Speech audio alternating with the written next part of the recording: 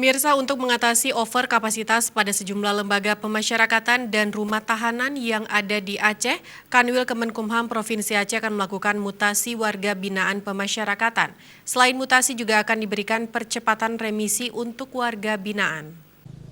Hingga dengan saat ini lembaga pemasyarakatan dan rumah tahanan yang ada di Aceh masih belum terlepas dari permasalahan klasik, yaitu kelebihan kapasitas penghuni. Seperti halnya di rutan kelas 2B Janto, kondisi rutan penuh sesak dan padat akibat tahanan over kapasitas. Jumlah napi yang menghuni rutan tersebut saat ini telah mencapai 400 orang lebih, sementara daya tampung hanya 111 orang. Menyikapi kondisi tersebut, Kepala Divisi Pemasyarakatan Kanwil Kemenkumham Aceh, Dr. Handes Haji Merah Budiman SH mengatakan, pihaknya telah melakukan berbagai upaya, di antaranya adalah dengan melakukan mutasi warga binaan dari UPTD yang penuh sesak ke UPTD yang memiliki daya tampung yang lebih besar dalam suatu wilayah. Menurut Merah Budiman, selain mutasi napi, juga dilakukan program integrasi pembebasan bersyarat, cuti menjelang bebas, dan pemberian asimilasi dan remisi. Baik, terima kasih.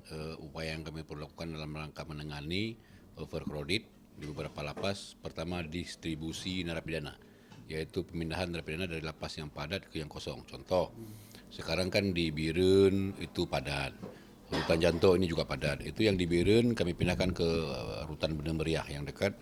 Kemudian kalau Janto kami pindahkan ke lapas Benace dan lapas Melabuh, juga termasuk Calang. Kemudian ada juga dari lapas Melabuh yang kami pindahkan ke Belang Pidi. Ya.